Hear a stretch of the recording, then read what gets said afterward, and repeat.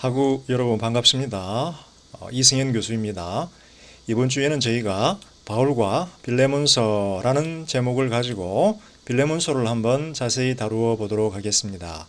빌레몬서는 굉장히 독특한 책입니다. 신약 성서 안에서 가장 짧은 한 페이지짜리 책일 뿐만 아니라 그 내용 자체가 굉장히 독특합니다. 왜냐하면 예수님에 대한, 하나님에 대한 어떤 신학적인 내용이 전혀 담겨져 있지 않기 때문입니다. 그런데 어떻게 빌레몬서는 신약 성서의 일부가 되었고, 이 빌레몬서는 바울의 교회들에 의해서 어떻게 읽고 사용되어졌을까요? 그래서 그런 내용들에 대해서 한번 저희가 이번 시간 두 번 강의를 통해서 한번 살펴보려고 합니다. 내용은 동일합니다. 그전과 동일한데요. 빌레몬서에 대한 기본적인 정보, 기본적인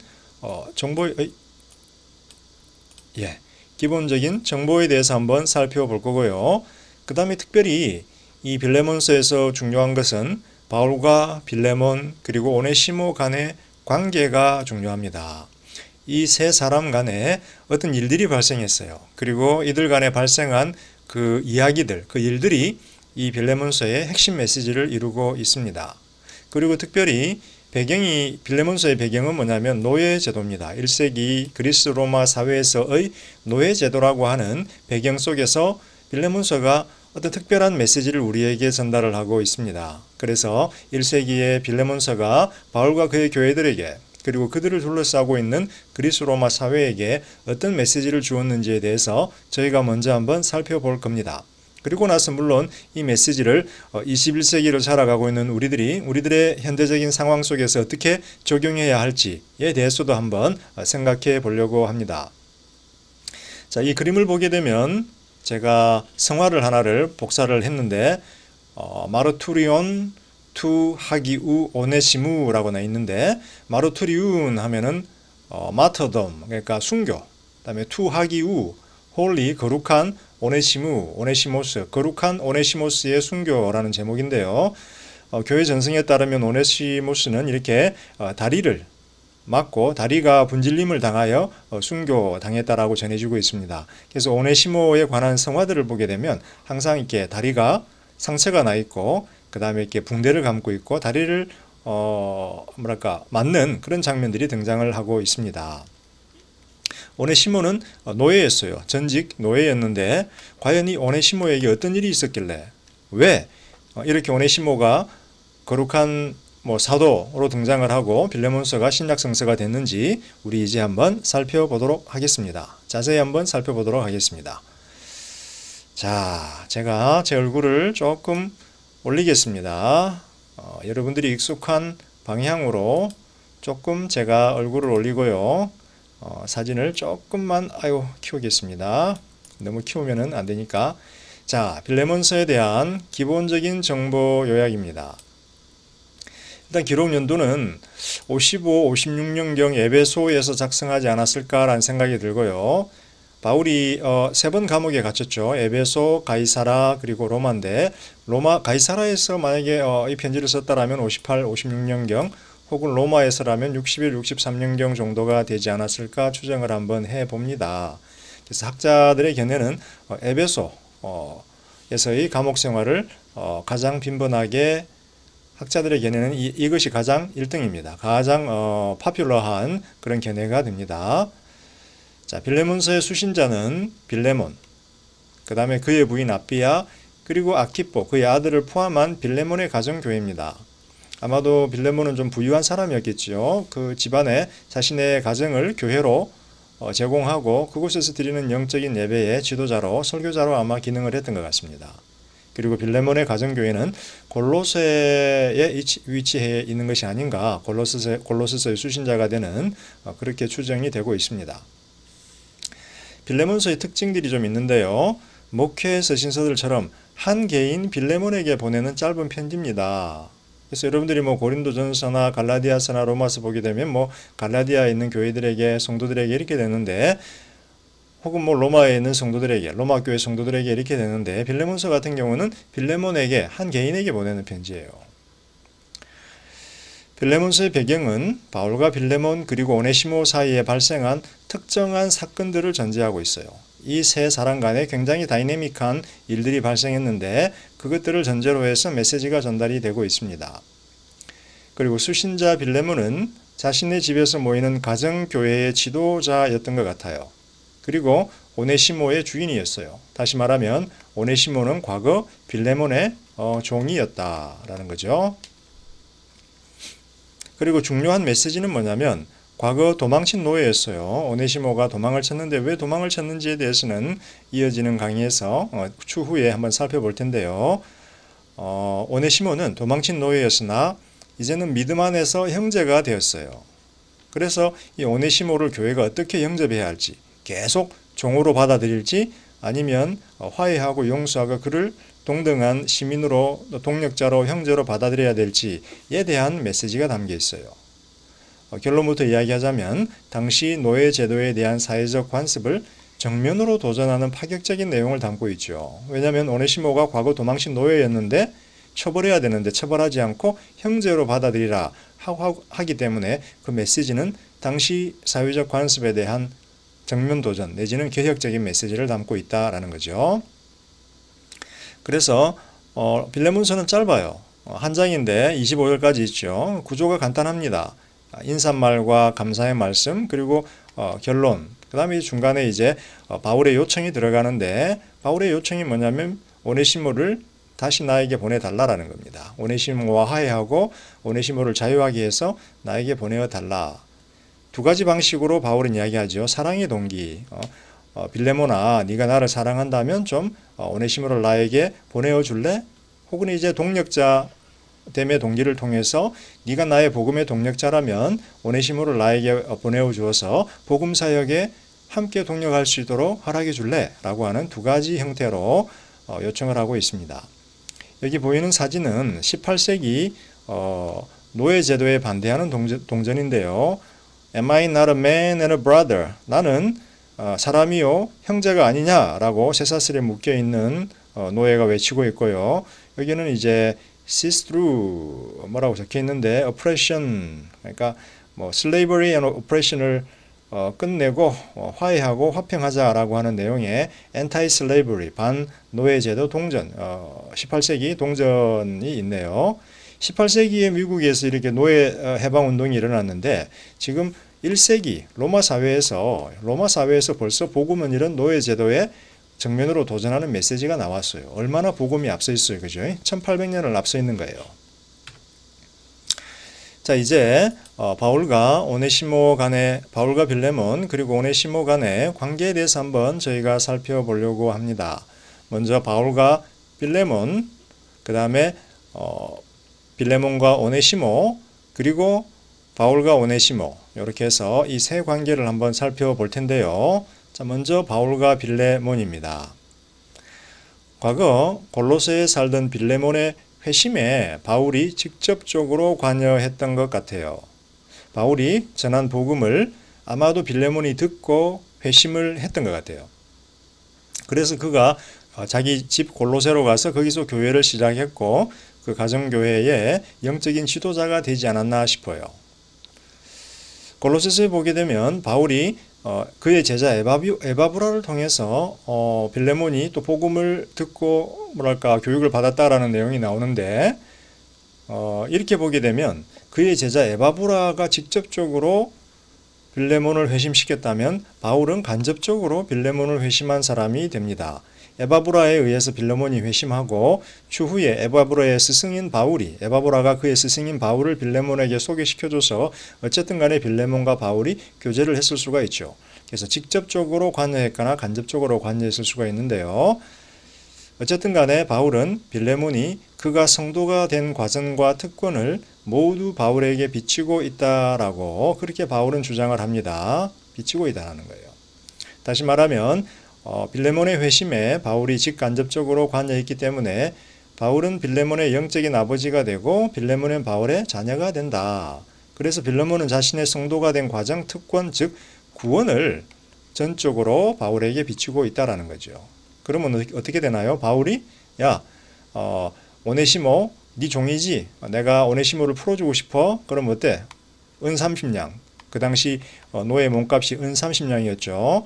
예수님 팔 때 가룟 유다에게 주어졌던 야, 은 30냥 내가 줄게. 오네시모를 풀어줘. 그런데 바울이 뭐라고 이야기하겠어요? 너는 너의 구원을 나에게 비추고 있지. 그러니까 거기서 차감해. 차감하고 나머지를 나한테 청구해. 무슨 말이에요? 그냥 보내라는 이야기죠.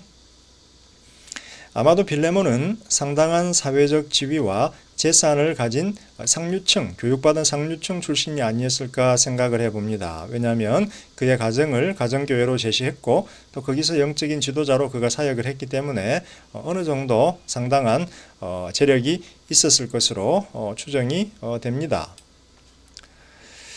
빌레몬은 회심 후에 바울을 도와 이방인 선교사에게 전념을 했습니다. 그래서 바울은 그리고 특별히 빌레몬은 자신의 집을 교회의 예배 장소로 제공하고 그 공동체의 영적 지도자로 사역을 했다.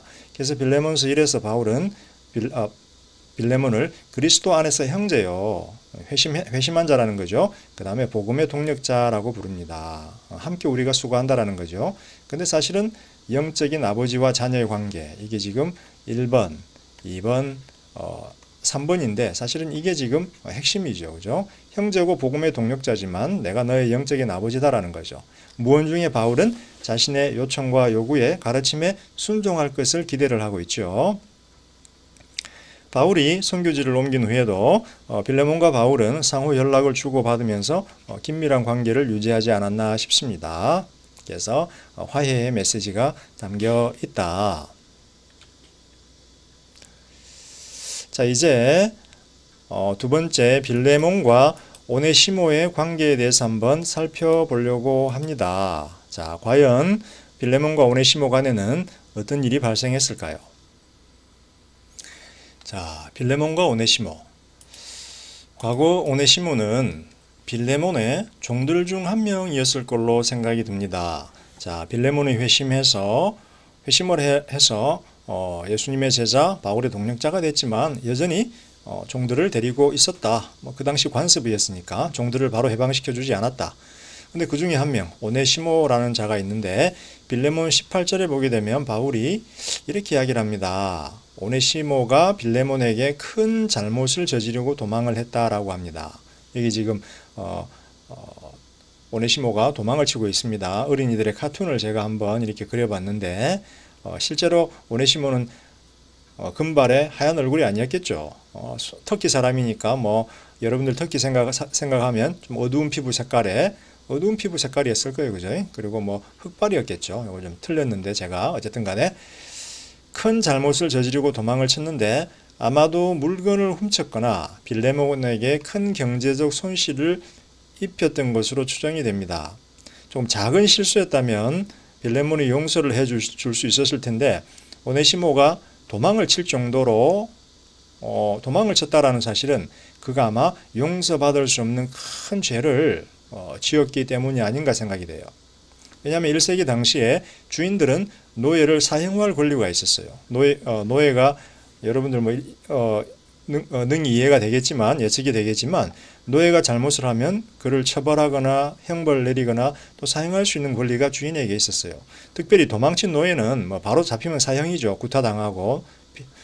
그런데 이렇게 도망을 칠 정도로 오네시모가 도망을 칠 정도다라는 것은 그가 행한 어떤 그런 실수가 엄청나게 컸다. 큰 경제적 손실이었을 것이다 라고 생각이 됩니다. 그런데 재미있는 사실이 있어요. 처벌을 두려워한 오네시모가 도망을 쳐서 감옥에 있던 바울에게로 향합니다. 당시 바울은 감옥에 있었죠. 근데 왜 오네시모는 도망을 쳤으면은 다른 나라로 가서 숨어서 살거나 아니면은 뭐 아무도 모르는 산이나 어떤 그런 데 가서 살면 될 텐데 그러지 않고 바울에게로 향했을까요? 왜 바울에게로 굳이 갔을까? 이게 참 재밌는 어떤 그런 질문입니다. 과거 오네시모는 자신의 주인 빌레몬이 바울을 영적 아버지로 굉장히 존중한다는 사실을 알게 되었을 겁니다. 옆에서 얼마나 빌레몬이 바울을 존중하고 영적인 권위를 가지고 존중하고 대우한다라는 것을 그가 보았기 때문이지요. 따라서 아마도 오네시모의 마음속에는 그런 생각이 들었을 거예요. 바울이라면 바울이 만약 자신을 위해서 중재해 준다면 자신의 주인 빌레몬이 자신을 용서해 주지 않을까라는 생각이 들었을 것 같아요. 빌레몬은 바울이 말하면 다 들어주고 바울의 권위에 철저히 복종한다라는 것을 아마도 오네시모는 경험을 통해서 알게 되었기 때문에 중재를 위해서, 자신의 중재를 위해서 바울에게 행했던 것 같아요.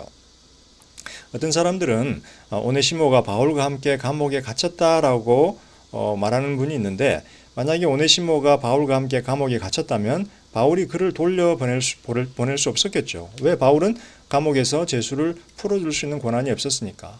그런데 바울이 지금 빌레몬한테 오네시모를 너에게 돌려보내겠다라고 말하는 거 보니까 오네시모가 바울과 함께 감옥에 갇히지는 않았다라는 것을 우리가 알 수 있습니다. 아마도 그 당시 바울은 로마인이었기 때문에 이렇게 그 교제가 자유로웠을 것 같아요. 어느 정도의 자유가 주어졌을 것 같아요. 그래서 오네시모가 바울에게 와서 말하고 그다음에 바울 옥바라지를 하며 돌보지 않았을까라는 생각이 듭니다. 자, 그러면 바울과 오네시모 간에는 어떤 관계가 있었을까요? 어떤 사건이 발생을 했을까요? 이게 이제 빌립보서의 어떤 핵심적인 내용을 우리에게 알려주는 근거가 되죠. 자, 이 관계가 지금 빌레몬서의 메시지를 우리에게 직접적으로 설명해주는 근거가 되는 사건입니다. 자, 오네시모는 자신의 중재를 위해서 바울을 방문했습니다. 그런데 바울은 어떤가요?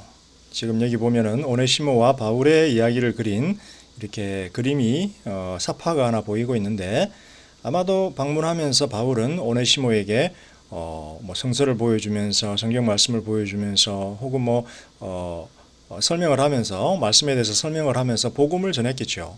그래서 오네시모는 바울과 교제하면서 아마 예수를 믿게 되었던 것으로 추정이 됩니다. 그래서 이거는 지금 편지를 쓰고 있을 수도 있겠네요. 빌레몬에게 보내는 편지, 즉 빌레몬서를 바울이 작성을 하고 있고 그것을 오네시모의 편에 들려서 빌레몬에게 보내주었죠. 그래서 이거는 지금 빌레몬서를 작성하고 있는 바울과 오네시모의 모습인 것 같습니다. 자, 어쨌든지 간에 오네시모는 바울을 방문하여 옥바라지를 하는 도중에 바울을 통해서 예수를 믿게 됩니다. 이제 오네시모와 바울 간의 관계가 바뀌어져 버리죠. 회심 후에 오네시모는 바울의 영적인 아들이 되고 바울의 복음 사역에 동참하는 사역자가 되게 됩니다. 자, 바울과 오네시모의 관계가 영적인 아들, 동참하는 사역자가 되는데, 빌레몬도 뭐예요? 빌레몬도 영적인 아들이고 바울의 복음의 사역자입니다.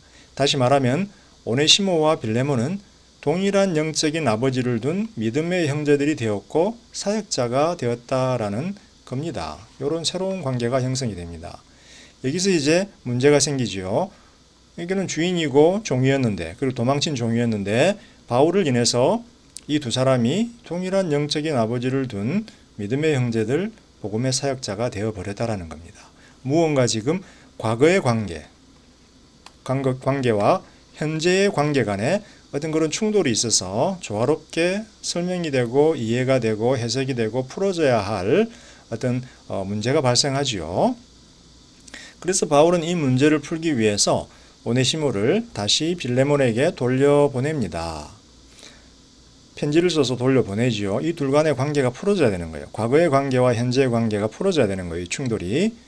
그래서 바울은 빌레몬한테 이렇게 이야기하죠. 오네시모를 더 이상 종이 아니라 형제로 영접하기를 원한다라고 알려줍니다. 자, 이거는 뭐예요? 노예제도 바울이 원칙적으로 인정하지 않는다라는 거죠. 그 다음에 빌레몬이 오네시모를 향해서 어떤 마음을 품고 있었겠어요? 도망친 노예이기 때문에 분노하고 있겠죠. 분노. 잡히기만 해봐라. 너 잡히면 죽었어. 이런 마음을 가지고 있을 거예요. 근데 바울은 빌레몬과 오네시모가 화해하기를 바라죠. 사실은 화해한다라기보다도 빌레몬이 오네시모를 용서해 주기를 바랍니다. 뿐만 아니라 자유를 주어서 자신에게 되돌려 보내줄 것을 기대하지요. 이거는 자유에 대한 말은 어디에 나오나요? 형제로 영접하라. 이 말은 종이 아니라 형제로 영접하라. 이 말은 자유를 주라는 이야기죠. 풀어서 용서하고 자유를 주라는 이야기죠. 그래서 빌레몬과 오네시모가 화해하고 새로운 영적 관계를 맺을 것을 기대합니다. 요거죠, 요거. 과거는 너네가 이런 사람들이었는데 이제는 이런 관계다. 그래서 형제로 영접하고 복음의 사역자로 간주하라는 거죠. 그 다음에 이제 바울은 빌레몬이 오네시모와 화해한 다음에 자신에게 파송하라는 거예요. 그래서 영적인 자녀인 빌레몬, 네가 나를 돌보고 네가 나의 복음 사역에 이렇게 나와 함께 해야 되는데 네가 못하니까 너 대신 오네시모가 나를 섬길 수 있게 해다오 라고 이렇게 바울이 요청을 하는 겁니다. 그래서 이 짧은 바울의 요청 안에 굉장히 많은 메시지가 담겨져 있고, 이 메시지는 그 당시 노예 제도에 대한 어떤 그런 급진적인 파격적인 공격이 담겨 있죠. 결론적으로 바울은 오네시모를 자신의 곁에 두어 복음의 동력자로 함께 사역하기를 원합니다. 그러나 먼저 빌레몬이 오네시모를 용서하고, 용서가 필요하지요. 여기서는 둘이 화해하고 둘 간의 관계가 평화롭게 재정립되기를 원합니다. 이런 영적인 새로운 신분을 근거로 그들의 과거 사회적 관계, 신분, 그리고 그에 따른 갈등들이 다 새롭게 해석이 되기를 바라지요. 근데 여기서 재밌는 것은 오네시모라는 이름의 뜻이 유용한 자라는 뜻이에요. 유용한 자, 이름을 잘 지었네요. 과거 오네시모는 빌레몬에게 무익한 자였어요. 왜냐하면 큰 손해를 끼치고 도망을 쳤기 때문에. 근데 바울은 이제 빌레몬서에서 빌레몬에게 그렇게 이야기하죠. 이제 오네시모는 빌레몬 너에게도 바울 나에게도 모두 유용한 자가 되었다라는 거예요. 왜? 복음에 동참하는 사역자가 되었기 때문에. 오네시모는 나와 함께 복음 사역을 함으로 유용하고, 오네시모는 너를 대신해서 나를 섬김으로 유용한 자라는 거예요. 여기서 우리는 무엇을 알 수 있나요? 복음은 한 인간을 변화시켜 그의 삶이 모두에게 유익한 자가 되게 하는 능력이 있다라는 거예요. 무익한 자였던 오네시모가 도망친 노예가 복음 때문에 변화돼서 바울과 빌레몬 두 사람에게 다 유익한 자가 되게 하는 영적인 변화를 유발했다라는 거죠. 자, 이렇게 해서 저희가 바울과 빌레몬 그리고 오네시모 간의 관계에 대해서 살펴보았고요. 이제 조금 더 빌레몬을 통해서 오네시모를 통해서 이제 빌레몬서 편지가 빌레몬에게 전달이 됩니다. 그리고 그 이후에 어떤 결정을 빌레몬이 내렸을까, 또 어떤 일이 발생했을까, 그리고 그것이 그 당시 노예 제도에 연관해서 복음의 메시지가 어떻게 급진적으로 들렸을까, 어떤 파장과 영향을 미쳤을까에 대해서 우리가 또 한번 다음 강의에서 한번 살펴보도록 하겠습니다. 자, 여러분 잠시 후에 뵙도록 하겠습니다.